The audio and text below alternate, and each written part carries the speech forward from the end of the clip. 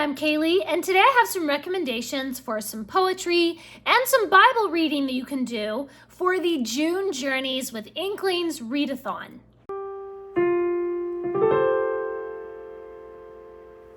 In June, we are going to have an Inklings Readathon where you can read from C.S. Lewis and j.r.r. Tolkien and any of the Inklings that you want to read. The only thing you have to do to participate is read something that has to do with one of the Inklings, something written by them or inspired by them or a book about them. But we also have a few challenges. We have some reading prompts that will take you on an epic hero's quest. And the first stage of your epic hero's journey is to encounter a wise mentor. And for this, the reading prompt is to read the Bible.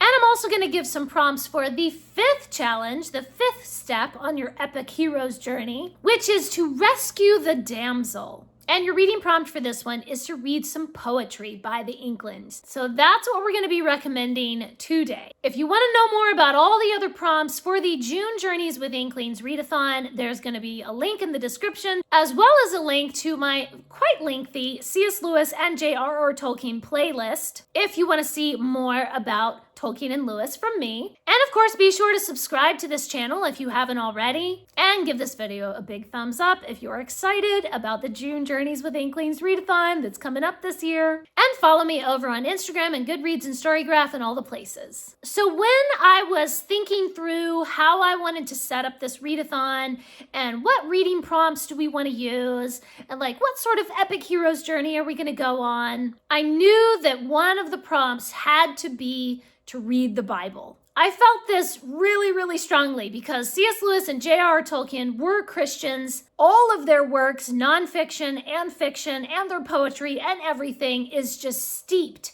in Christian themes. And since this readathon is about the Inklings, and the Inklings was primarily a Christian writing group, of course, we have to read the Bible at some point during an Inklings Readathon. I've read before in books about the Inklings that one of the reasons why their writing group just lasted for so many years and was such a strong, close-knit group is mainly because they were all Christians. They had these core values that were the same. And their love of God and their faith in Christ is what brought them together. So with all of that in mind, all of that history of all of their writing and the Christian themes in their writing and everything, the prompt that I am most excited for is to read from the Bible. Of course, I read from the Bible every day, but I'm excited to kind of see what Bible passages are other people going to choose to read for this prompt. So my recommendation, if you've never read anything from the Bible,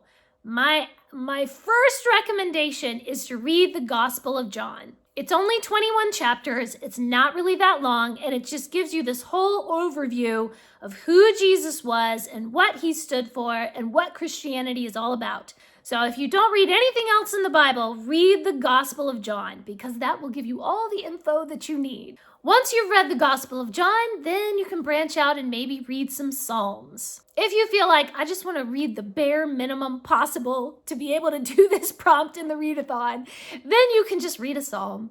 Some of them are very short, only a few verses. And of course, some favorites are Psalm 23, is one of the most famous. Psalm 25 is also another favorite of mine. And Psalm 71. That is the psalm that I go to when I need some encouragement, when life is just beating me down, and I need just something to give me hope and comfort and refreshment. Psalm 71 is where I go. If you are already a Christian, you're like, I already read the Bible all the time. This prompt is easy for me. I'm already familiar with the Bible. Then you might want to read one of the shorter epistles in the New Testament. So I love Galatians. Galatians is so hopeful, so encouraging. Another really great, very short epistle, because it's only one chapter, is Philemon. I just love Philemon. Nobody ever talks about Philemon anymore. Philemon is a letter that Paul wrote to his friends on behalf of his friend Onesimus. And it is such a great story of redemption and love and generosity. And it's just like, oh, it's so beautiful. It is so beautiful because it kind of represents God's love for us. It's such a short little epistle, but I love it so much. Another great one that's just really short is 1st, 2nd, and 3rd John. You can pick one of those, and it's full of light and love and beauty. Please leave me a comment and let me know, what are you going to be reading in the Bible for this prompt for the June Readathon? Or just let me know, what are some of your favorite Bible verses, or one of your favorite books of the Bible, or one of your favorite Bible characters. And then stage 5 of our epic hero's journey is to rescue the damsel. So of course, this is the most romantic, beautiful scene in our epic hero's journey. So we're going to read some poetry to our beautiful princess, damsel in distress.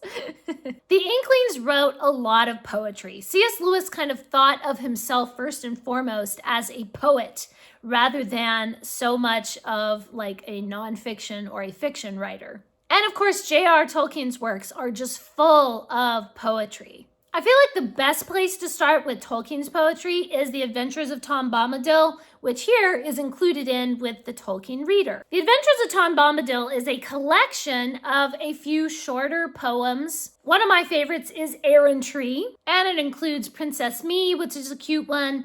The Man in the Moon Stayed Up Too Late, which is just very, very silly. The Stone Troll, which I believe is included in The Hobbit as well. I'm not sure. And then Perry the Winkle, which is another one about trolls. Lots of really imaginative, beautiful, just fun, really lovely poetry. So if you don't think of yourself as like a poetry kind of person, then these will be easy to read and very fun. And to fulfill this prompt, you only have to read one. You don't have to read them all. You just have to read one poem.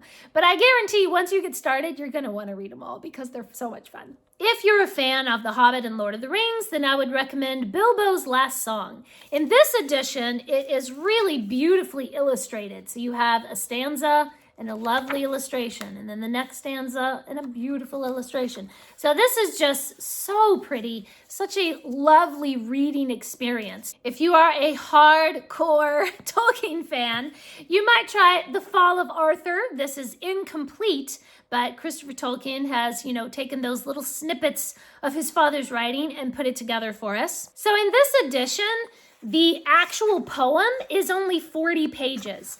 And then the rest of it is all these notes and history about Arthur. You wouldn't have to read all the other stuff unless you just wanted to. And we have J.r.r. Tolkien's The Legend of Sigurd and Gudrun? I'm not really sure how to say that. I can't say all these Germanic style names. This is another one where the actual poem is only about 120 pages, and then the rest of it is all commentary and notes on the text and stuff like that. So even 120 pages, you can see it's very small amount of text on each page, so it's not as long as you think it is. I will warn you though, this one's very tragic and sad, so yeah, just bring your tissues with you. Then we have The Story of Kullervo, which is about 45 pages, and it kind of goes back and forth between the actual poetry and then just text that explains what is happening in the story, and where there's gaps. So then it's like this and this happened, and then we're back to the poetry. And then this and this happened in the story, and then we're back to the poetry. This is another one that is tragic, so bring your tissues. And then we have The Lays of Beleriand, which is massive, but you could just read little snippets of it. So the first part is The Lay of the Children of Hurin, and then it has a lot of commentary on that. And then there's actually a section called Poems Early Abandoned. So little snippets of poems that then just never got finished. There's The Lay of Lethian, which again is, of course, incomplete. It's just little snippets here and there. If you're a hardcore Tolkien fan, you would enjoy this. And if you like poetry and kind of seeing the process of how these poems developed, then you would enjoy this. But it is kind of massive. But if you get into it, it's well worth it. Then for C.S. Lewis's poetry, there is an edition of poems that were compiled by Walter Hooper. So this is some of his smaller poetry. This one is really lovely. You can kind of see some of his earlier poetry feels very despairing and hopeless. And then as C.S. Lewis became a Christian and came to know Christ, and he has much more faith and hope and just a lighter feeling in his later poetry. And then there's also an edition of his narrative poems. So these are some of his longer more epic poetry. This includes Dimer, Lancelot, The Nameless Isle, and The Queen of Drum. So those 2 editions are really good if you want to read some poetry by C.S. Lewis. His poetry is always really intriguing. I find that I read it and then I go back and I read it again and I kind of analyze a line and be like, wow, okay, I see what he meant there. And then he references that later on. And it's just so intricate, Tolkien tends to be a little more straightforward with his poetry. He's telling the story and this is what happened and the character said this and then we move on.